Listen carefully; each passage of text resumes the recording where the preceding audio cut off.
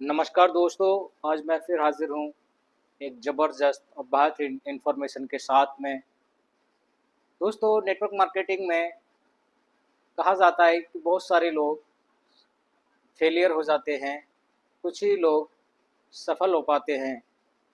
तो जो फेलियर होते हैं उनका एक सीधा सा कारण है कि उनको ना नेटवर्क मार्केटिंग के बेसिक्स नहीं पता होते कि क्या इसके बेसिक्स हैं, कौन से रूल एंड रेगुलेशंस हैं, कौन से वो टर्म एंड कंडीशन हैं जिनको हम फॉलो करके हम अपना ग्रो कर सकते हैं, अपना टीम का निर्माण कर सकते हैं, अपना डेवलपमेंट कर सकते हैं और लोगों को भी आगे बढ़ाने में सहयोग कर सकते हैं। तो मेरे दोस्तों, आज हम जानेंगे नेटवर्क मार्केटिंग के बेसिक्स। वो क्या बेसिक्स हैं जो हमको इम्प्लीमेंट करने चाहिए जिससे हम बड़ी आसानी से सफल हो सकें। तो दोस्तों, आज हम सबसे पहले टॉपिक जो लेते हैं वो है सक्सेस पाथ कि डायरेक्ट सेलिंग का सक्सेस पाथ क्या है। पाथ मीन्स रास्ता, PATH, path. P for patience, A for attitude, T for teachability और S फॉर हॉनेस्टी। ये वो 4 पिलर हैं नेटवर्क मार्केटिंग के जिन पर पूरा नेटवर्क मार्केटिंग का बुनियाद टिका हुआ है।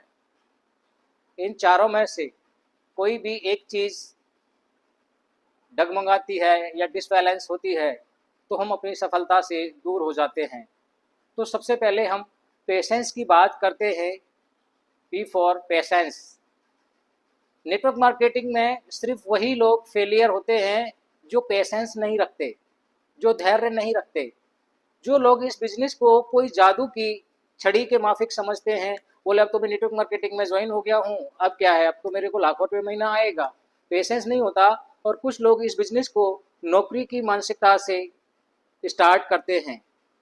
जैसे कि आज हमने बिजनेस को स्टार्टअप किया है और हमको कल से पैसा आना शुरू हो जाएगा। हमको हर महीने 10,000, 20,000, 50,000 हमको ऐसा आना शुरू हो जाएगा, जो कि बिल्कुल गलत है।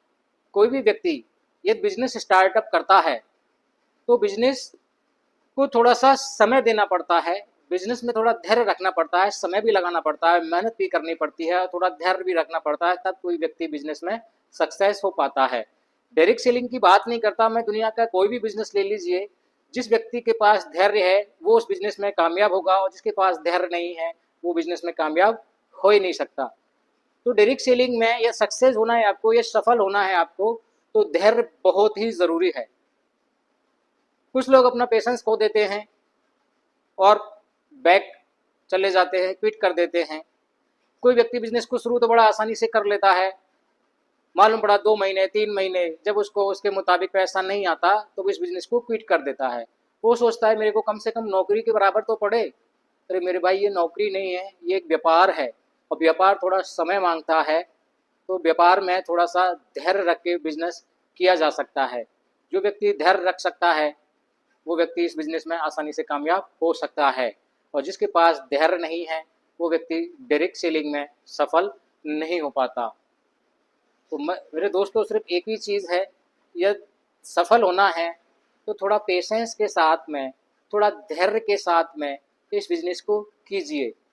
कोई भी व्यक्ति ले लीजिए, अरे हम जन्म से पढ़ते हैं लिखते हैं, हम 20 साल तक धैर्य रख लेते हैं, उसके बाद हम किसी नौकरी के लिए तैयारी करते हैं तो भी हम साल 2 साल का धैर्य रखते हैं, हमको कोई भी अर्निंग नहीं होती और हमारा इन्वेस्टमेंट कंटिन्यू चालू रहता है, फिर भी हमको प्रॉब्लम नहीं होती। लेकिन जब हम डायरेक्ट सेलिंग में इंट्रोड्यूस होते हैं तो हमको ऐसा लगता है कि हमको तुरंत पैसा चाहिए, हमको पैसा आना चाहिए, या हम पेशेंस नहीं रख पाते, या हमको तुरंत पैसा चाहिए, जो कि ऐसा संभव नहीं है।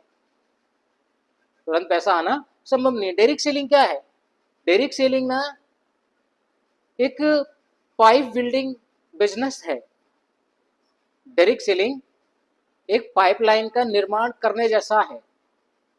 आइए एक छोटी सी कहानी के माध्यम से समझते हैं। बार की बात है, एक राज्य में थोड़ा सा प्रॉब्लम्स हुई और एक अकाल जैसी, भूखमरी जैसी प्रॉब्लम्स क्रिएट हो गई। तो उस राज्य में 2 लोग रहते थे, एक का नाम था ब्रूनो और एक का नाम था पाब्लो। तो ब्रूनो एंड पाब्लो अपने राज्य से दूसरे राज्य में काम के लिए गए।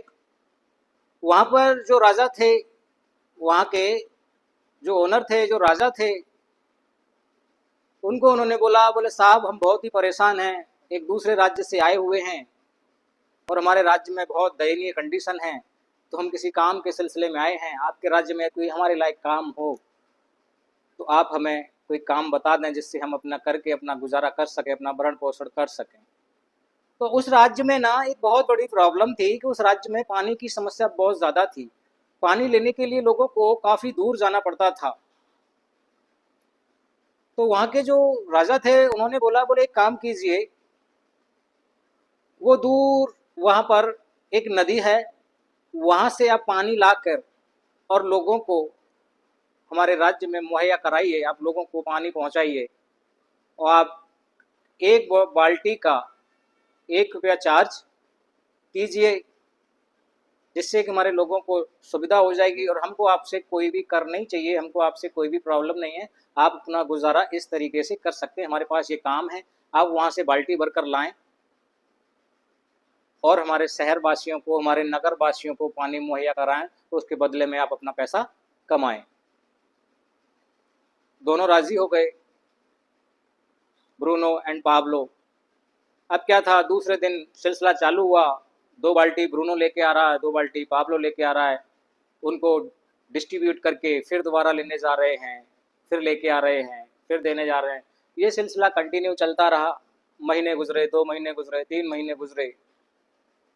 अब पाब्लो का थोड़ा सा ब्रेन चला, बोला इस तरीके से हम पानी इनको कब तक दे पाएंगे, हम दिन व दिन कमज़ोर होंगे और रात को थकान भी बहुत ज़्यादा हो जाती है, नींद भी ढंग से नहीं आ पाती है, फिर सुबह बाल्टी भर के लाना होता है।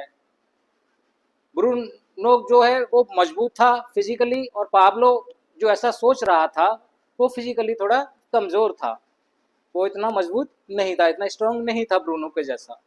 तो उसको ये विचार आया पाब्लो को, बोले क्यों ना हम एक नदी से लेके और जहाँ हम रहते हैं वहाँ तक एक पाइपलाइन का निर्माण कर लें, फिर क्या होगा, सिर्फ हम एक नोजल खोलेंगे और अपने घर से पानी मुहैया करा देंगे। उसने अपना ये विचार, अपना ये थॉट, अपना आइडिया ब्रूनो के साथ में शेयर किया। ब्रूनो ने पूरा ध्यान से सुना और उसके बाद में बोले तू पागल हो गया है, इतना समय हम पाइपलाइन निर्माण में लगाएंगे, उतने में तो हम 10 बाल्टी लाकर लोगों को डिस्ट्रीब्यूट करके पैसा नहीं कमाएंगे। बोले मैं तेरे इस थॉट से सेटिस्फाई नहीं हूँ, मैं तेरे इससे इत्तेफाक नहीं रखता, मैं एग्री नहीं हूँ, मैं नहीं निर्माण करूँगा। उसने बोला ठीक है चलो भाई मत कीजिए। लेकिन पाब्लो ने क्या किया, थोड़ा काम अपना कम कर दिया, बाल्टी लाना थोड़ा कम किया, 2 घंटे निकाल कर और अपना वो खुदाई चालू किया, पाइपलाइन का निर्माण शुरू किया। उसने खुदाई करता रहा, वो बाल्टी भी लाता रहा, पार्ट टाइम में अपना खुदाई करता रहा, अपना धंधा भी करता रहा, पार्ट टाइम में खुदाई करता रहा, पाइपलाइन का निर्माण करता रहा। साल गुजरे, 2 साल गुजरे। इधर ब्रूनो जो था वो ताकतवर था, तो बहुत सारी पाब्लो से ज़्यादा बाल्टी लेके आता था, तो उसने धीरे धीरे धीरे धीरे धीरे अपना घर खरीद लिया, बढ़िया कोठी बंगले बना लिए, नौकर चाकर उसके पास में, बढ़िया तरीके से उसने अपना लाइफस्टाइल को मेंटेन कर लिया। लेकिन इन 3 साल में पाब्लो का कंडीशन बहुत ज़्यादा खराब था, बहुत दयनीय कंडीशन थी। जब भी ब्रूनो और पाब्लो लेने जाते बाल्टी, तो ब्रूनो पाब्लो को बोला देख मैंने तेरे को बोला था ना, क्या कर लिया तूने कंटिन्यूसली 3 साल बर्बाद करके, देख मेरे पास आज गाड़ी, मकान, नौकर चाकर सब कुछ है, ऐसो आराम की ज़िंदगी है, तेरे पास क्या है, तेरे पास आज भी वही झोंपड़ी है जो यहाँ के राजा ने दी थी, तू आज भी उसी में रह रहा है, क्या फ़ायदा किया तूने 3 साल मेहनत करके पाइपलाइन निर्माण में। तो पाब्लो कुछ नहीं बोला, चुपचाप अपनी मेहनत करता रहा। जब 3 साल पूरे गुजर गए और लगभग 3.5 साल में उसकी पाइपलाइन पूरी बन के तैयार हो गई, जब उसने उसका उद्घाटन किया तो वो सिर्फ नोजल खोलता और गांव वालों को पानी मुहैया कराता। अब उसको बाल्टी भर के लाने की आवश्यकता नहीं थी, क्योंकि उसके घर में ही अथाह पानी था, और वहाँ से ब्रूनो ने जितना पूरे 3 साल में कमाया था, पाब्लो ने अगले 1 साल में उतना कमा के और उससे बेहतर कंडीशन में हो गया और उसका लाइफ स्टाइल ब्रूनो से भी बेहतर हो गया। और एक और चीज़ पाब्लो ने की, एक ऐसा सोर्स ऑफ इनकम खड़ा कर दिया कि अब ना तो पाब्लो को बाल्टी भर के लाने की आवश्यकता है और ना उसकी आने वाली पीढ़ी को बाल्टी भर के लाने की आवश्यकता। अब क्या होगा, पाब्लो बूढ़ा हो जाएगा, उसके बाद उसकी नई जनरेशन उस नलके पर बैठेगी और नल खोलेगी और लोगों को पानी मुहैया कराती रहेगी। लेकिन ब्रूनो जो था वो सिर्फ बाल्टी भरने पर रहा था, वो आज भी पानी लेके आ रहा है और आने वाले समय में उसकी पीढ़ी को भी पानी लेके आना पड़ेगा। तो इसलिए मेरे दोस्तों, डायरेक्ट सेलिंग पाइपलाइन बिल्डिंग का बिजनेस है। इसमें थोड़ा सा धैर्य लगता है, थोड़ा सा एफर्ट लगता है। इसलिए यदि आपको थोड़ा सा धैर्य है, थोड़ा सा पेशेंस आप रखते हैं, तो डेफिनेटली आप इस बिजनेस में कामयाब हो जाते हैं और आने वाली पीढ़ियों के लिए एक ऐसा सोर्स ऑफ इनकम खड़ा करके दे जाते हैं जिसका कोई अंत नहीं है। तो मेरे दोस्त, ये डायरेक्ट सेलिंग में आप हो तो कम से कम 3 से 5 साल का धैर्य रखिए। और इससे पहले मैंने एक वीडियो डाली थी कि सक्सेस होना है तो बहरे हो जाओ, और 3 से 5 साल के लिए बहरे हो जाइए, अपने कानों को बंद कर लीजिए। कौन आपका मजाक उड़ा रहा है, कौन आपको ताने दे रहा है, कौन आपको सीख दे रहा है, किसी की न सुन के सिर्फ और सिर्फ फोकस अपने लक्ष्य पे कीजिए। 3 से 5 साल देखना, डेफिनेटली सक्सेस आपके कदम चूमेगी। Thank you. जय हिंद एंड जय बेस्ट।